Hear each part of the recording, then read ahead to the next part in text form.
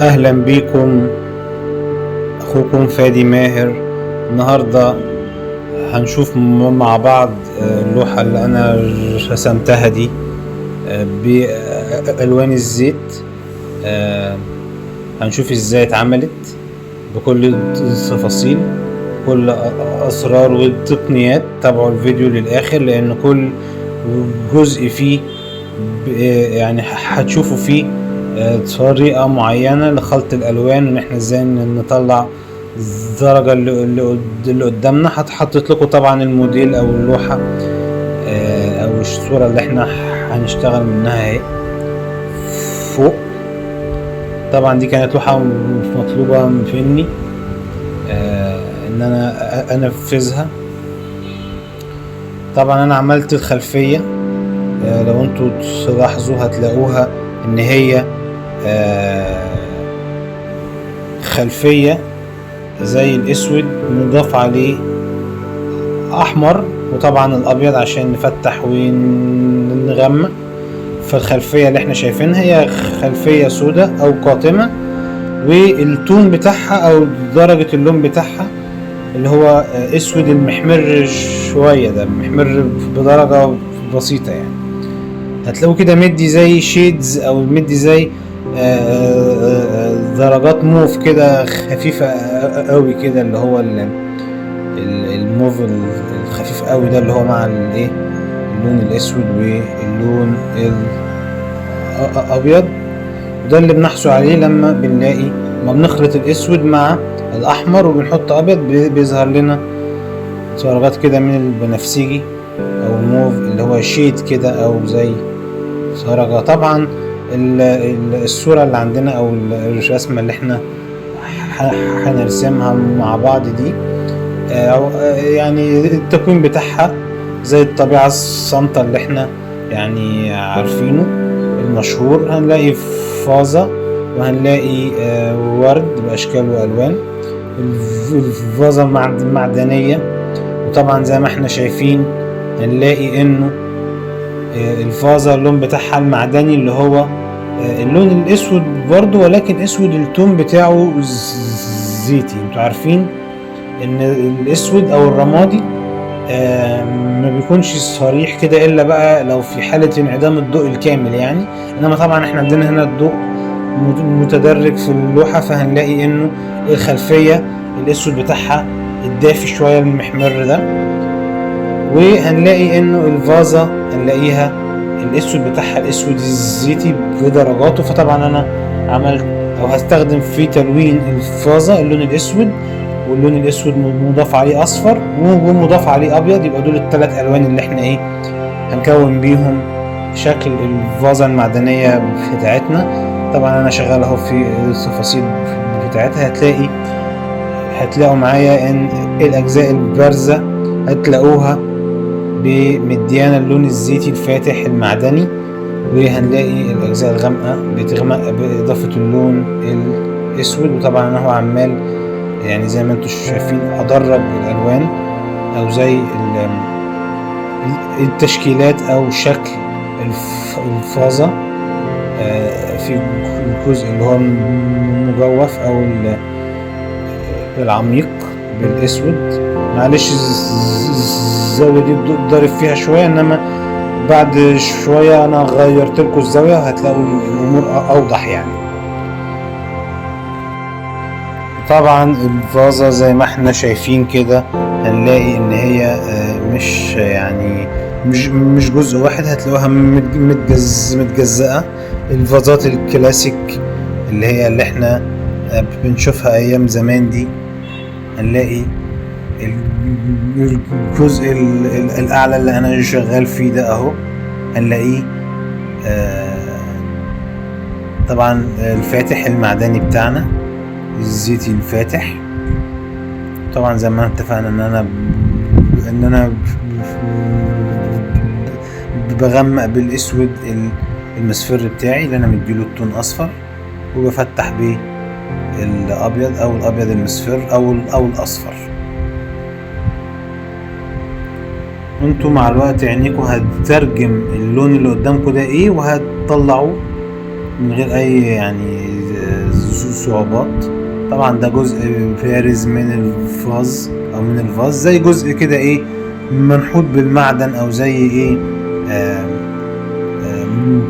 يعني صب بالمعدن. المهم ان ده جزء معدني يعني، او ان دي اجزاء معدنية من الفازة.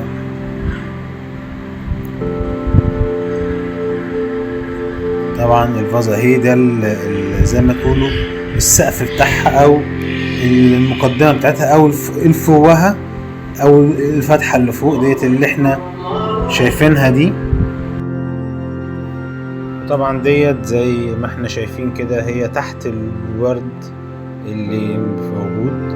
طبعا انا الحتت دي اللي بعملها دلوقتي دي حتت الغامقة بتظل شوية، لان في طبعا انا عندي ورد في الاماكن دي. طبعا القاعدة اللي احنا متفقين عليها، واللي مش عارفها برضو هيعرفها، هي قاعدة شهيرة يعني، ان احنا بنعمل الخلفية الاول، وبعد كده بنعمل العناصر اللي ورا لحد ما نوصل للي قدام. يعني لو انا مثلا دلوقتي انا عملت الخلفية الاول خلصتها، بعد كده الفازة فوقها ورد، انا بحاول ابسط لكم يعني الشكل. فطبعا عملت الفازة الاول عشان في ورد فوقها، هنلاقي بقى في اماكن جوه في ورد فوق ورد، فانا هعمل الورد ايه اللي ورا الاول، او المختفي ورا الورد التاني. يعني اخر عنصر بعمله اللي هو العنصر المواجه، او العناصر المواجهة ايه ليا. طبعا انا دلوقتي بحاول احتجت ان انا اغمق اكتر عشان احاول اكون مقرب شوية من الصورة الاصلية، فانا احتجت ان انا اغمق الخلفيات. ابتدي بقى في اجزاء برضو هفتحها. شايفين كده اللون الابيض مع اللون الرمادي او اللون الزيتي بيدينا درجات ثانية يعني، اللي هو الدرجات المعدنية. فقد ايه الوان الزيت جميلة، ان هي يعني نمبر 1، او هي الوسيط اللي يمكن الاول، واللي انا بعتبره افضل وسيط في التصوير. وده لانه بنحصل منها على كل الدرجات المتاحة في الطبيعة. اديني بوريكم اهو دوت الزيت الوسيط اللي انا بستخدمه، دوت سينر، دوت الباليتا.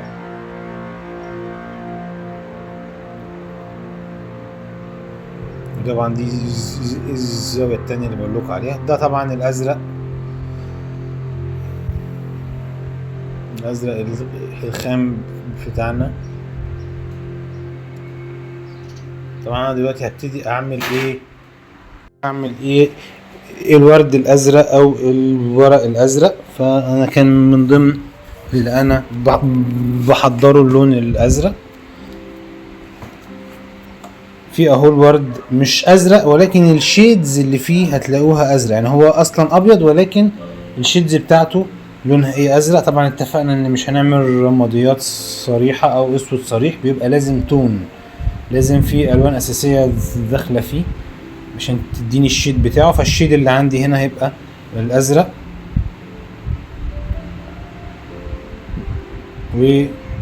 وبيديني شيد كده موف لما بحط عليه شوية الرمادي. نفس الكلام الوردات التانية دي زي وردات كده، او زي ورق واقع كده جنب الفازة كجزء طبعا من عملية التصوير. طبعا الصح ان احنا نشتغل من حاجة قدامنا اكيد، يعني ان انا اما باجي برسم لايف، ده طبعا هو اصل الشغل. ولكن يعني انا لقيت ان انا اللوحة دي كانت مطلوبة مني، فقلت اسجل لكم حتى يعني عملية الدمج وعملية يعني استخدام الفرشة وتحضير الالوان. طبعا انا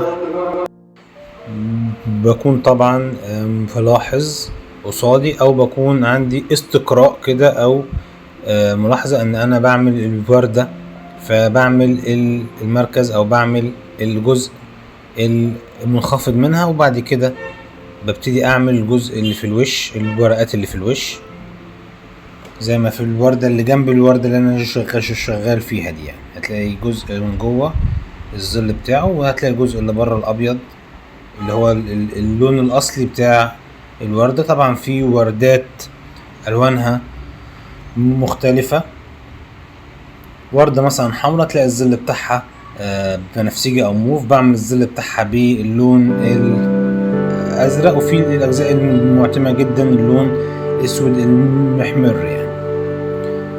فدي طبعا الحاجات الثانوية اللي تحت دي، الوردة اللي واقعة او الوردات اللي في الخلفية خلصتها.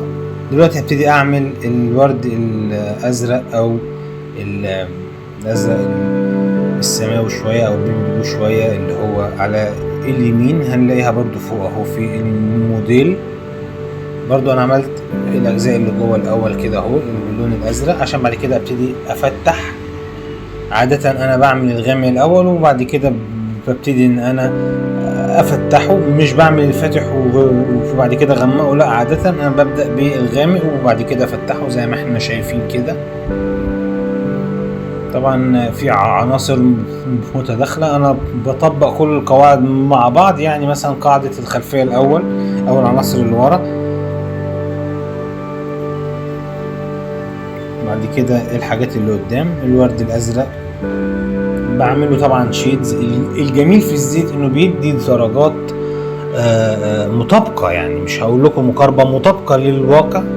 عشان كده ده هو الخامة الالتيميت او الخامة المطلقة او العليا في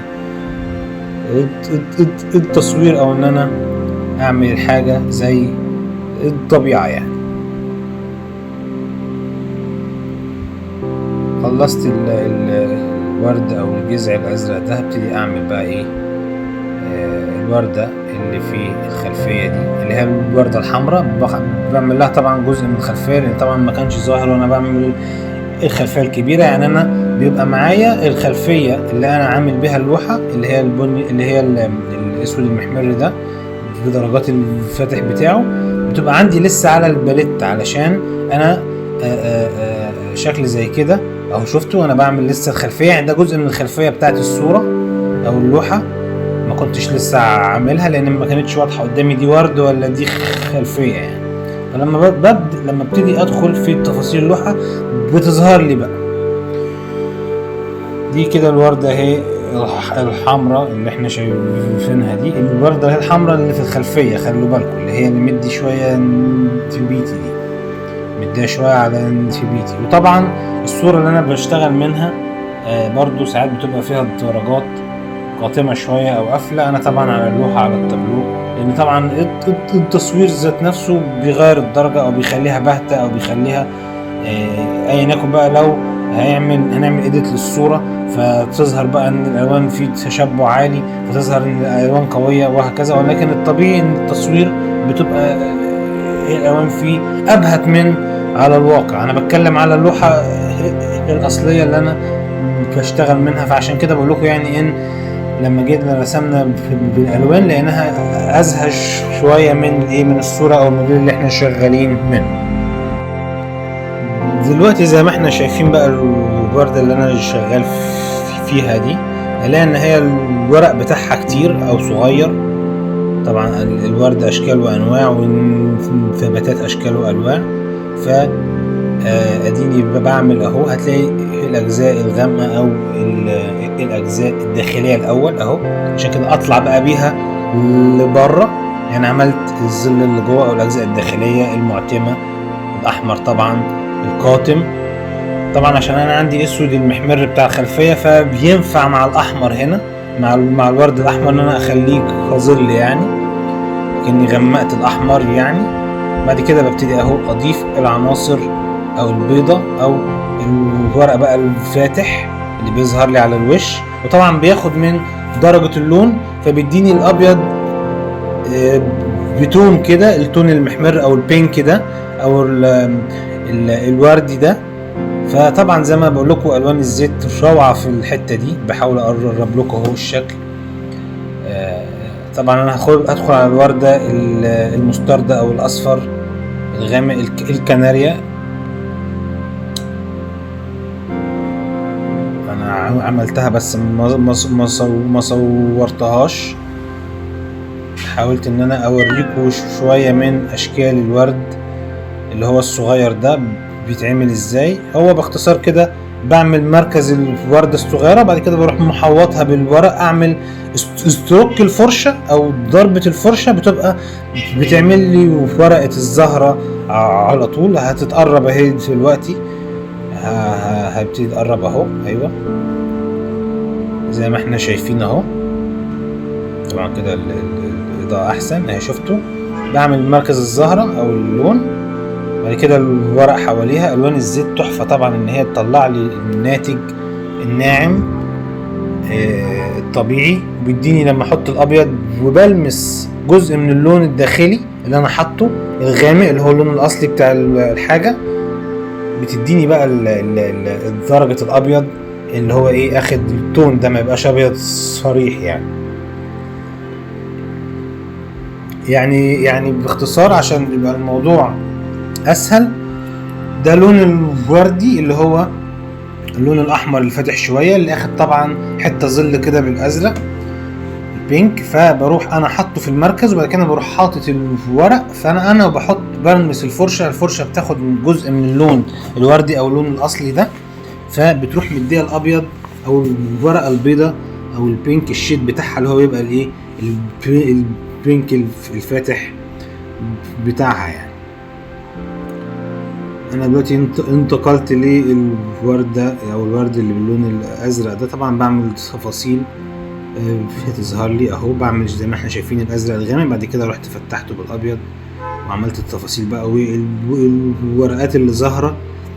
طبعا الموضوع كله باختصار ان هو فكرة ضوء، اجزاء الفتحة او البارزة من الضوء اخده ضوء اكتر من الاجزاء الداخلية، وكل ما بندخل في العمق بيبقى ايه الجزء بيبان فيه اللون اكتر، بيبقى لون مودريت مثلا او وسط، بعد كده بيغمق بقى خالص لما نخش في ايه في اجزاء داخلية يعني زي الزهر الايه الورد الازرق ده. طبعا اشكال والوان من الورد وبتلات مختلفة وورقيات مختلفة الوان مختلفة، وده اللي بيدي طبعا غنى للوحة وللفازة، ما تبقاش مثلا الوان واحدة او حاجة، بتدي روح وحياة كده، بتدي حركة وحيوية للشكل بتاعي او المشهد اللي انا فيه. طبعا الورق الاخضر ده يعني يمكن مشفتوش منه كتير، فباختصار برضو هو كان اصفر مع اسود، بس الاصفر كان اكتر فبيديني الشغل الزيتي ده، ومع بعض الابيض قليل من الابيض لو عايز افتح يبقى باهت شوية زي ما احنا شايفين كده، او لو عاوز افتح ويبقى اللون محافظ على درجة التشبع بقى ايه بفتح بالاصفر يعني. بتكلم طبعا عن الورق الاخضر. طبعا في ورق اخضر هتلاقي اخضر ناصع شويه اللي هو الاخضر اللي ايه اللي بستخدم فيه الازرق، يبقى فيه الاخضر اللي هو الزيتي الهادي المطفي شويه، ده بيبقى ايه اسود على اصفر، والاخضر الزاهي شويه بتاع الملكي او الاخضر بتاع الورق او بتاع الطبيعه شويه، بيبقى فيه اخضر اللي هو الايه الزاهي شويه، بيبقى ازرق على اصفر. وطبعا لو انا عايز اقربه للزيتي بحط شويه اسود، بس طبعا ايه اخلي بالي ان انا ايه احط بما يكافئه اصفر، مش يكافئه في الكميه قد ما هي يكافئه في الدرجه اللي انا عايز اطلعها. طبعا انا كده هبقى اكتر لان انا عشان احصل على الدرجه دي بزود من اللون الفاتح يعني اللي هو الاصفر ده. طبعا الورده دي ورده موف شويه كده، خلي بالكم انا جبت بقى ايه الاسود المحمر اللي انا كنت عامل بيه الخلفيه، خدمني طبعا في الورده دي او في الجزء ده. وبعدين بقى ابتديت احط ابيض، كل ما احط ابيض احصل على درجه افتح من الايه من الورده، وبالتالي اكني بعمل الاجزاء الخارجيه او الواضحه. شفتوا الاجزاء الداخليه اللي فيها احمر قاتم او النبيتي، ومعاها بعد الوقت بيبقى اللي هو الاسود المحمر. بعد كده بيبقى بعمل اهو بحدد الورقات، وبعد كده الورقات اللي لونها ابيض. اندمجت شويه في الشرح يعني سامحوني. بتبقى حلوه جدا بقى لما بكون مثلا عامل عمق بيبقى واروح عامل بقى الورقة الفاتحة عليه زي الحتة اللي هي الابيض على المنطقة الغامقة جدا دي الاسود او الاسود المحمر، فبتظهر قوي، بيحصل كونتراست كده، وبيبان الفرق بين الجزء البارز جدا والجزء الايه العميق جدا يعني. طبعا بنلاقي ان اللون الاصفر مثلا داخل هنا مع الالوان النبيتي والاحمر والموف زي ما بقول لكم. بتلاقوا درجات كده تولدت مع الفرشه، يعني انا بحط الفرشه مثلا، انا باخد اللون مثلا، يعني انا من محبين او من مدرسه ان اخد اللون صريح على الفرشه واخليه على الباليت على اللوحه يندمج بقى في راحته، غير لما انا اكون مخلطه او دمجه على الباليتا واروح. ده بقى ده في الحالات لما يبقى التصوير بقى يعني دقيق جدا وباهت جدا والدرجات فيه يعني كتيرة.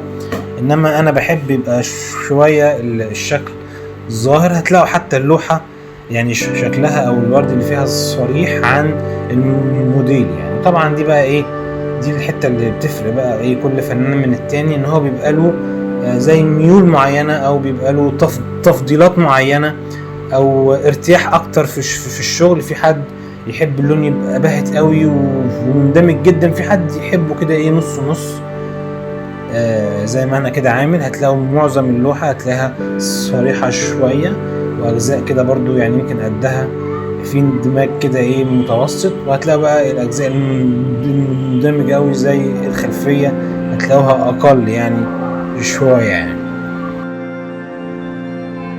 طبعا اهو احنا دلوقتي بنكمل الوردات البيضة، طبعا اللي هي اخدة شيد او تون الرمادي يعني شوية، والبتلات بتاعتها الاصفر الجملي. طبعا في جزء من الخلفية انا لسه عامله قدامكم بالغامق بتاع الخلفية، وبعد كده بكمل. ساعات على فكرة العنصر بيبقى داخل في الخلفية كأن الخلفية دي مش بقى خلفية قد ما هي جزء معتم جدا من العنصر اللي هي الوردة اللي انا شغال فيها دي مثلا. اهو هتلاقي ان في الجزء في الخلفية ده الاسود ده او الغامق ده جزء من الوردة، وانما هو دخل في الخلفية كده كجزء معتم، لان طبعا الخلفية مش حاجة نقدر نمسكها او عنصر، هي زي فراغ، وفي الفراغ ده عبارة عن ان هو بيبقى له الشيد او بيبقى له الظل اللي احنا شايفينه يعني. ببتدي ان انا افتح، طبعا بحط اهو زي ما احنا اتفقنا الغامق، وبعد كده بفتح اهو وبظهر بقى التفاصيل وكده. ده مثلا ساق الوردة او جزء من الساق الوردة طبعا اللي انا هدخل دلوقتي عليها هكملها. طبعا زي ما احنا شايفين انا اشتغلت طبعا معظم الوقت بيبقى من ناحية يعني من على ايدي الشمال، ولا لو انا ايمن بشتغل من على ايدي الشمال الحاجة اللي على ايدي الشمال الاول، ولو انا اشول بيبقى العكس اللي هو اشتغل من على ايدي اليمين. الوردة دي مركبة يعني إلى حد ما، هنلاقي فيها الأحمر المتداخل مع الأبيض.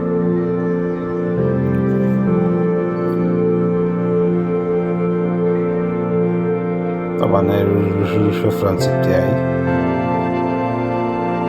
طبعا هتلاقوا كده في كل ورقة هتلاقوا فيها ان هي ليها الشيدز بتاعتها، ليها مناطق الفتحة والغامقة، وده اللي بيفصص بقى او بيفصل كل ورقة او كل عنصر يعني.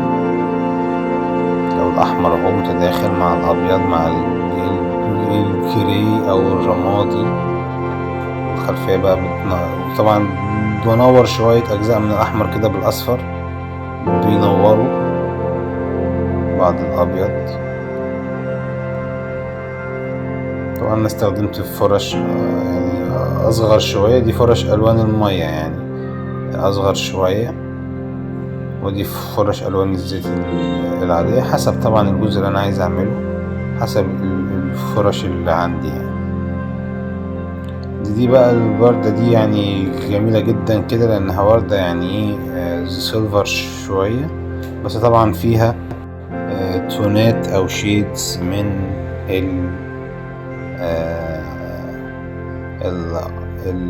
الجرين محمر كده، او البنيات يعني بشكل عام.